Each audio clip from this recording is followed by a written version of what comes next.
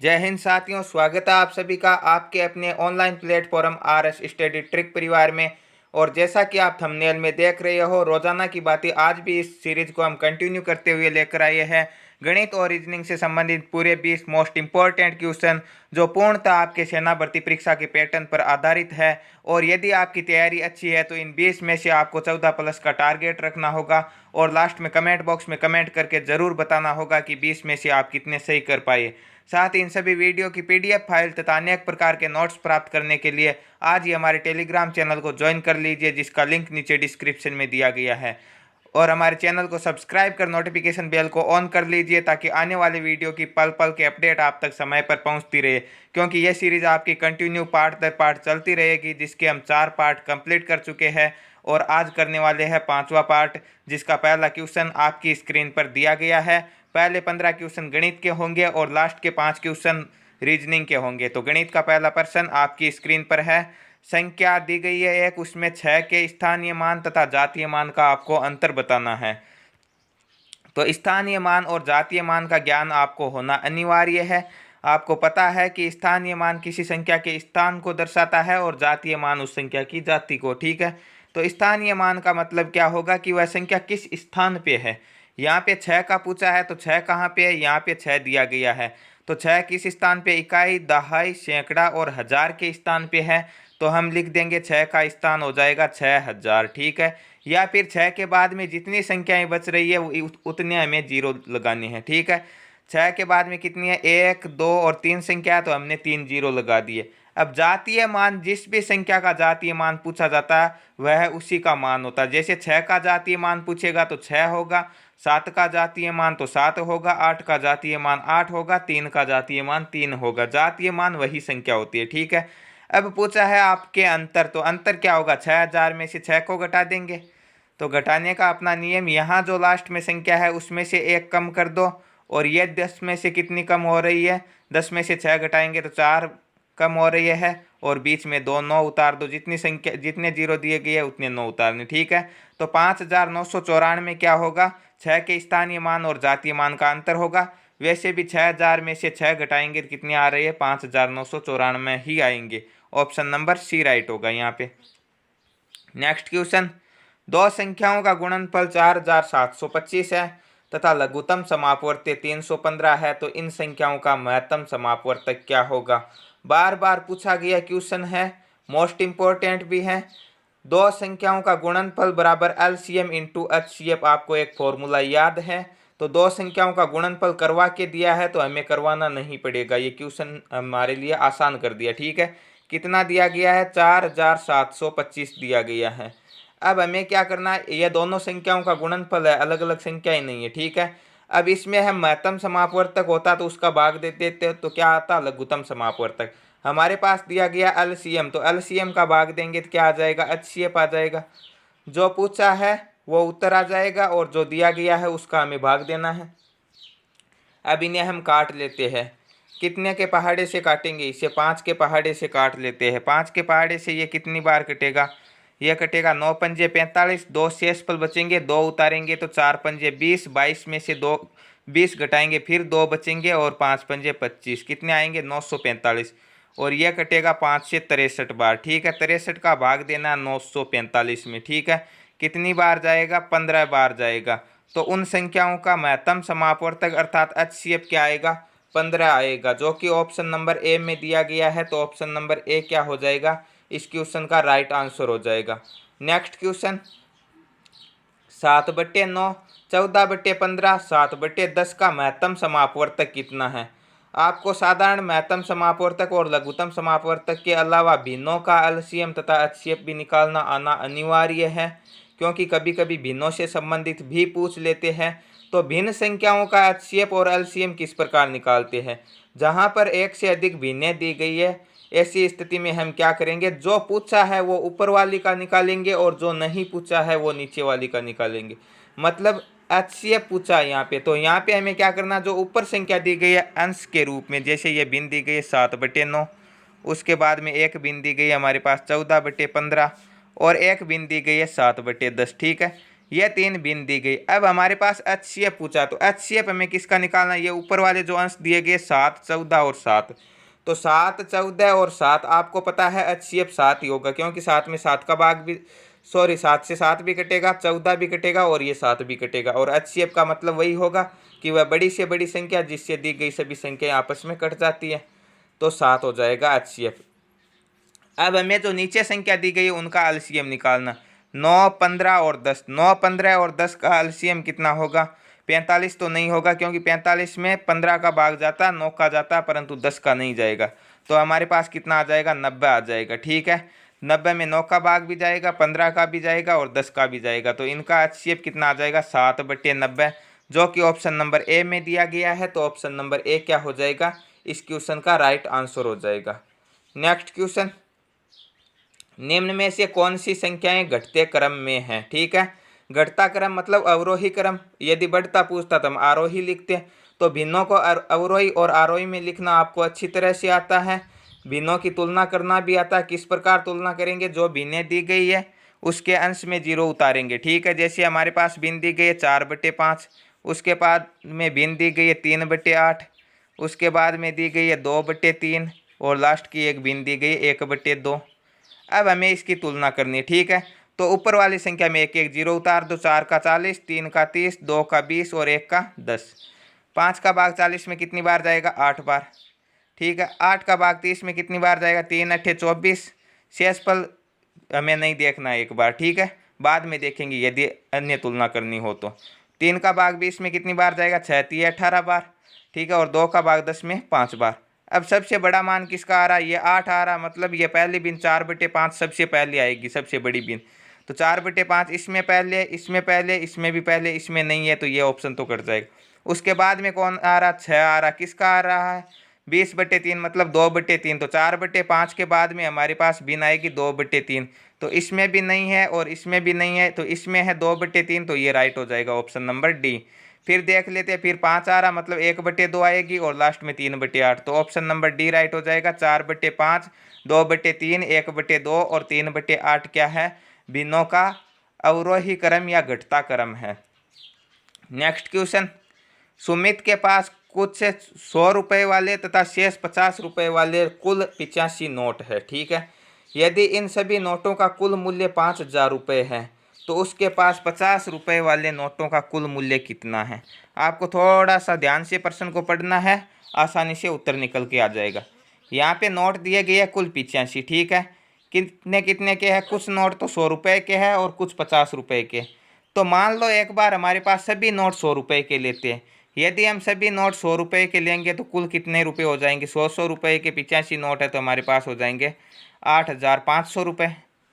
अब दूसरी बार देख लेते हैं हम कि हम सभी नोट लेकर देखते हैं 50 रुपये के। जब 85 नोट 50-50 रुपये के होंगे तो हमारे पास रुपये कितने हो जाएंगे? 4250 रुपये। परंतु हमारे पास रुपये दिए कितने गए? प्रश्न में तो कुल 5000 रुपये दिए गए।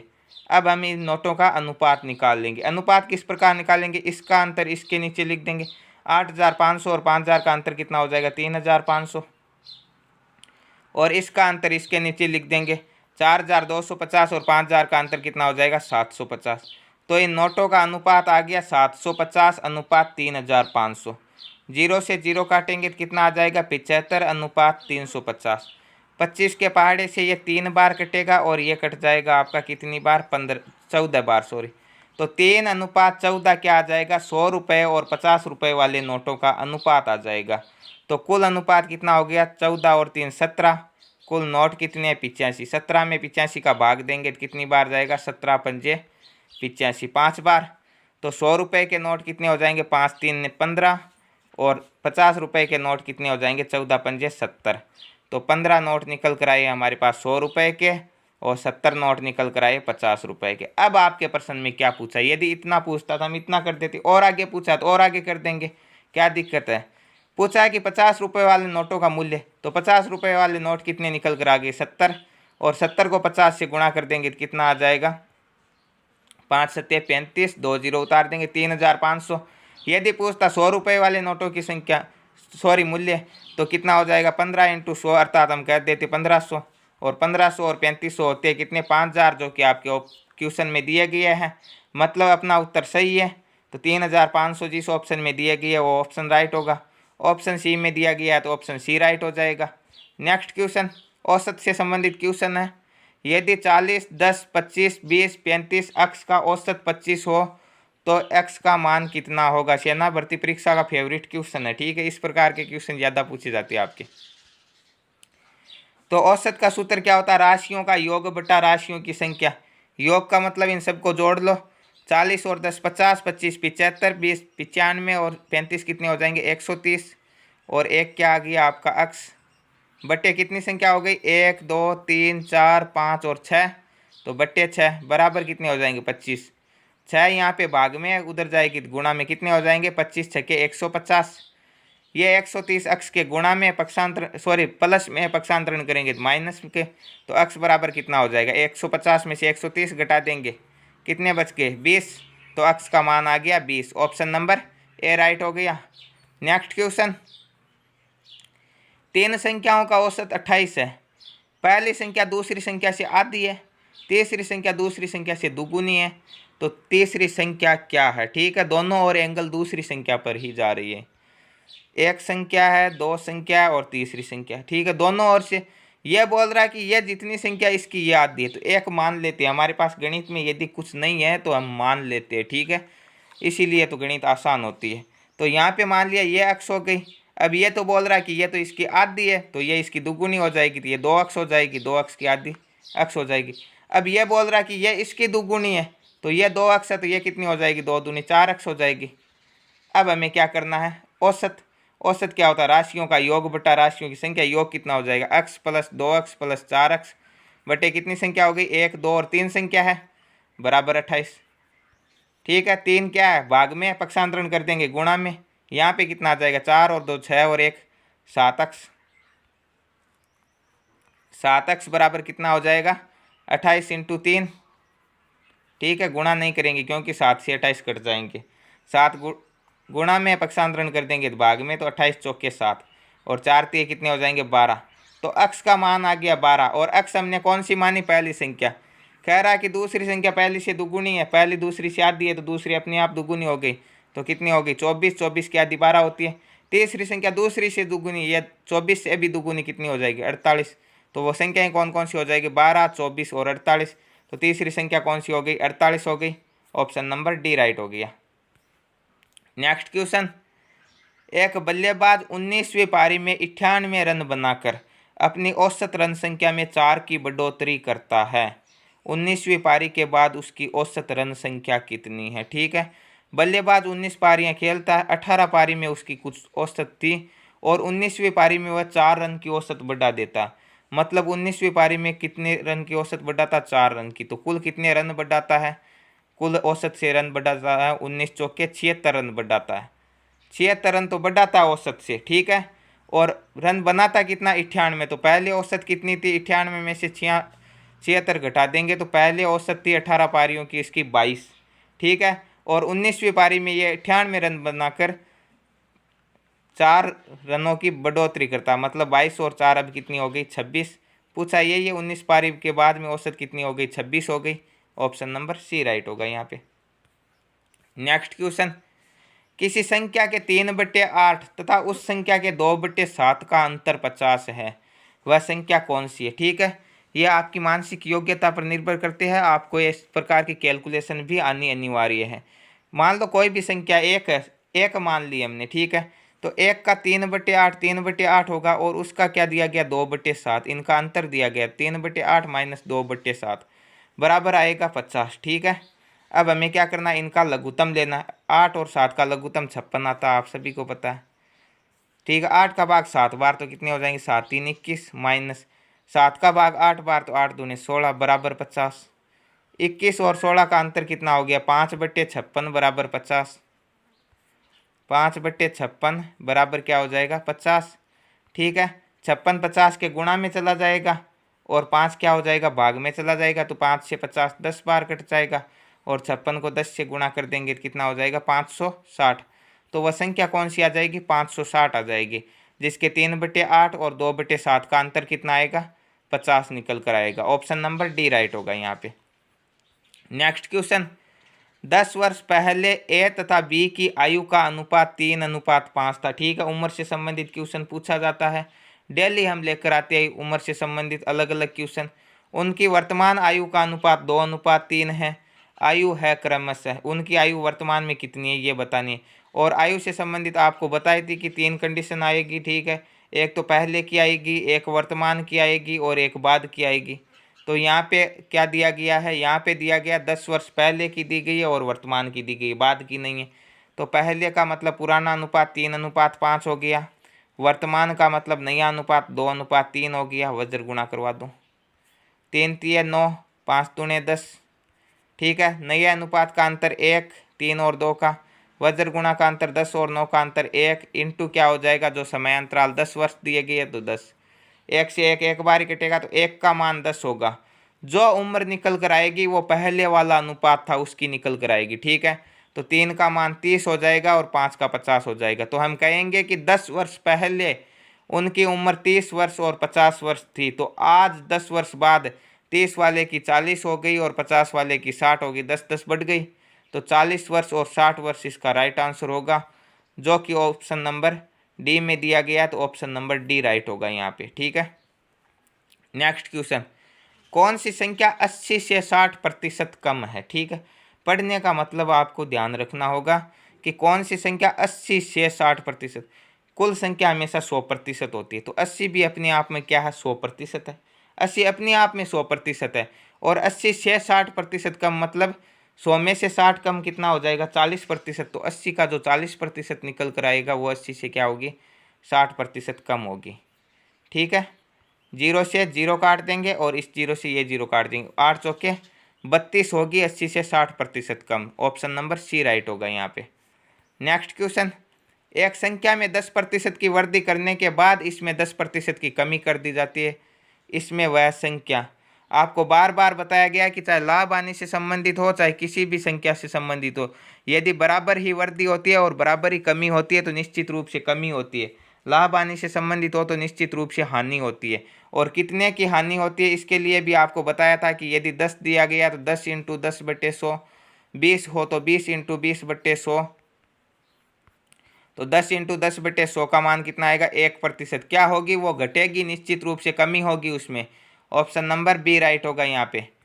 नेक्स्ट क्वेश्चन, किसी संख्या का 31% 46.5 है। यहाँ पे दशमलव नहीं लगा, मिस प्रिंटिंग है। ठीक है, 46.5 ही होगा, अन्यथा इसका उत्तर 1500 आएगा। ठीक है, अब आपको पता चल ही गया जब उत्तर कितना आने वाला है तो आप आसानी से कर सकते हो। ठीक है, 465 है या हम कह सकते हैं 46.5 है। यह क्या, किसी संख्या का 31% है। कुल संख्या हमेशा 100% होती है। ठीक है, यह 0 हटा दो और यहाँ से ये पॉइंट हटा दो। ठीक है, अब हमें भाग देना है। 465 में 31 का कितनी बार जाएगा, 15 बार।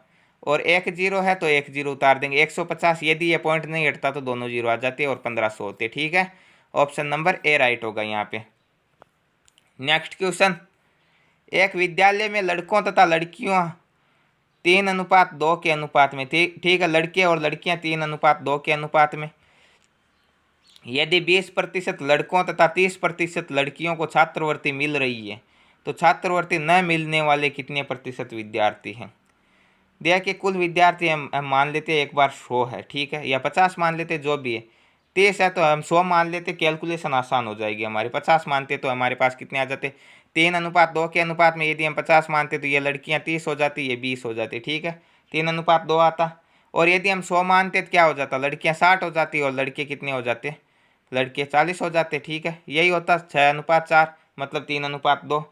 अब 60 लड़के हो गए और 40 लड़कियां हो गई। अब यह बोल रहा है कि इसका 20% मतलब 20/100 कितना हो जाएगा, 0 से 0, 0 से 0, 6 दूने 12। हम कुल विद्यार्थी कितने माने, हमने 60 और 40 100 माने, ध्यान रखना, 50 नहीं माने।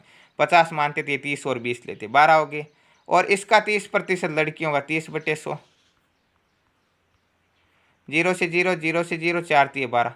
तो हम कह सकते हैं कि 12 ही तो लड़के हैं और 12 ही लड़कियां जिन्हें क्या मिल रही है, छात्रवृत्ति मिल रही। तो कुल कितने को मिल रही है, 12 और 12 24 को छात्रवृत्ति मिल रही है।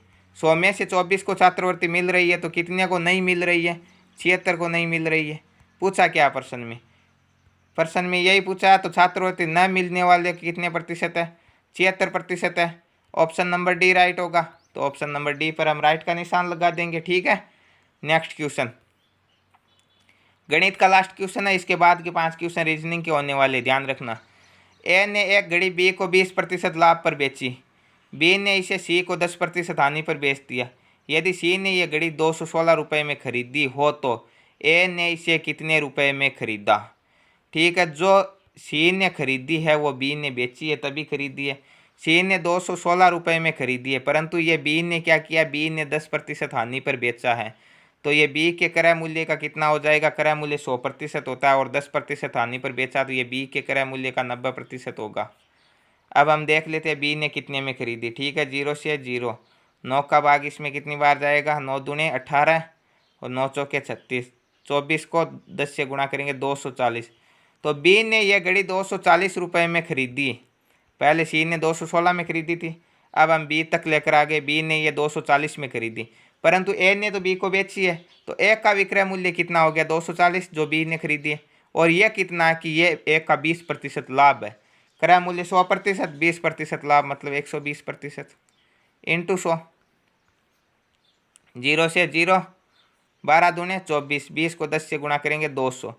तो क्या आ जाएगा? ए ने ये घड़ी 200 रुपये में खरीदी, उसने 20% लाभ पर अर्थात 240 में बी को बेची, और बी ने 10% हानि अर्थात 216 रुपये में सी को बेची। तो ऑप्शन नंबर कौन सा राइट होगा इसमें? 200, ऑप्शन नंबर ए राइट होगा यहाँ पे। तो ये थे आपके गणित के 15 मोस्ट इंपॉर्टेंट क्वेश्चन। अब 5 रीजनिंग के मोस्ट इंपॉर्टेंट क्वेश्चन करने वाले हैं। और रीजनिंग का पहला क्वेश्चन ब्लड रिलेशन से संबंधित आपकी स्क्रीन पर दिया गया है कि एक फोटो की ओर संकेत करते हुए वाजपेयी ने कहा कि यह मेरे भाई के पिता की इकलौती बेटी का बेटा है। तो वाजपेयी फोटो वाले आदमी से कैसे संबंधित है? लाइन को ठीक वैसे पढ़ना है जैसे हम अपने ऊपर लेकर पढ़ते हैं, आसानी से उतर आ जाएगा। किस प्रकार? देखिए कि फोटो की तरह इशारा करते हुए वाजपेयी बोलता है कि यह मेरे भाई के पिता। अब मैं बोल रहा हूँ कि मेरे भाई का पिता, तो मेरे भाई का पिता बोल दूँ या मेरे पिता बोल दूँ, एक ही होंगे दोनों। तो यहाँ पे आपको भाई को छोड़ देना है। और वाजपेयी बोल रहा है कि मेरे पिता की इकलौती बेटी, और पिता की बेटी क्या हो गई? मेरी बहन हो गई। तो अब इस पूरी लाइन को छोड़ दो और यहाँ से आपको ये पढ़ना है कि यह मेरी बहन का, पिता की इकलौती बेटी क्या हो गई? बहन का बेटा। और बहन का बेटा क्या हो गया? बहन का बेटा मेरा भांजा हो गया, और मैं उसका क्या हो गया? मामा हो गया। तो सीधा सीधा वाजपेयी कहना चाहता है कि जो ये फोटो है ये मेरे भांजे की है और मैं इसका मामा हूँ। तो वाजपेयी फोटो वाले आदमी से कैसे संबंधित है? वाजपेयी फोटो वाले आदमी का मामा है। ऑप्शन नंबर ए राइट होगा। और पूरी लाइन को जब भी ब्लड रिलेशन से संबंधित इस तरह का क्वेश्चन आए ऐसे ही पढ़ना होगा, आसानी से सरल हो जाएगा। ठीक है, क्या बोल रहा है फिर से देख लेते हैं एक बार कि यह मेरे भाई के पिता। अब भाई के पिता बोलो या मेरे पिता बोलो, बात तो एक ही है। तो मेरे पिता की इकलौती बेटी, तो मेरे पिता की इकलौती बेटी क्या हो गई? मेरी बहन हो गई। तो मेरी बहन का बेटा, मेरी बहन का बेटा मेरा भांजा हो गया। तो वाजपेयी फोटो वाले आदमी से कैसे संबंधित है? वाजपेयी फोटो वाले आदमी का मामा हो गया। ऑप्शन नंबर ए राइट हो गया यहाँ पे। नेक्स्ट क्वेश्चन, निम्न में से नंबर जोड़ी या समूह जो चुने दूसरों से अलग है। ठीक है, इनमें से एक समूह अलग है दूसरों से। यहाँ पे 5, 25, 125। देखिए 5 है, 5 का स्क्वायर 25 होता है, और 25, 5 का क्यूब कितना होता है? 125 होता है। ठीक है, इसी प्रकार यहाँ पे दिया गया 7 का स्क्वायर 49 होता है, 7 का स्क्वायर 49 होता है, और 7 का क्यूब 343 होता है। बिल्कुल होता है। 3 है, 3 का स्क्वायर 9 होता है, और 3 का क्यूब 27 होता है। बिल्कुल होता है। 9 है, 9 का स्क्वायर 81 होता है, और 9 का क्यूब 529 नहीं होता, 729 होता है। यहाँ पे मिस्टेक कर दी, तो ये इनसे अलग हो गया। ऑप्शन नंबर बी राइट होगा यहाँ पे। नेक्स्ट क्वेश्चन, एक सीरीज दी गई है, आगे की संख्या आपको बतानी है। सीरीज किस प्रकार? 7, 14, 28, 56। क्या संबंध दिया गया? आप बोलोगे ये तो 7 का पहाड़ा लिख दिया। पहाड़ा नहीं लिखा, डबल लिखा। ठीक है, 7 दूने 14, 14 दूने 28, 28 दूने 56, और 56 दूने 112। ठीक है, ऑप्शन नंबर बी राइट होगा यहाँ पे। नेक्स्ट क्वेश्चन, एक घड़ी में 12 बजे है तो दर्पण प्रतिबिंब में समय होगा। आपको पहले भी एक क्वेश्चन में बताया था कि जब घड़ी दर्पण प्रतिबिंब और सामान्य समय दर्शाती है तो दोनों का योग हमेशा 12 होता है। ठीक है। तो एक तरफ 12 दर्शा रही है तो दूसरी तरफ ही 12 ही दर्शाएगी, ठीक है। या हम कह सकते हैं 00.00, ये हमारे पास होता नहीं है, दीवार घड़ी में केवल 12 तक ही अंक होते हैं और 12 ही दर्शाएगी। यदि यहाँ पे 10 दर्शाती तो यहाँ पे कितने दर्शा देती, 2 दर्शा देती, ठीक है। टोटल मिलाकर योग 12 होता है। और यदि 12 दिया गया है तो 12 ही दर्शाएगी, 6 दिया गया होता 6 ही दर्शाती, 3 होता तो 9 दर्शा देती। ऑप्शन नंबर बी राइट होगा यहाँ पे। नेक्स्ट क्वेश्चन और आज की सीरीज का लास्ट क्वेश्चन। एक सीरीज फिर से दे दी गई है, 2, 3, 5, 8, 13, आगे खाली स्थान दी गई, फिर आगे 34 दिया गया। किस प्रकार आपको देखना होगा, देखिए तो इसमें क्या संबंध दिया गया, 2 और 3 में 1 का अंतर, फिर 2 का, फिर 3 का, फिर सीधा 5 का, तो अंतर तो होगा नहीं, ठीक है, भिन्न है। तो क्या संबंध दिया गया, देखिए 2 और 3 कितने होते हैं, 5 होते हैं, जोड़ दिया। फिर ये 5 में 8 जोड़ेंगे तो कितने हो जाएंगे, 8 और 5 13 हो जाएंगे। फिर 13 और ये 8 कितने हो जाएंगे, 13 और ये 8 होते हैं 21, 21 और ये 13 कितने होते हैं 34, तो आगे भी 34 दिया गया, मतलब अपना 21 सही है।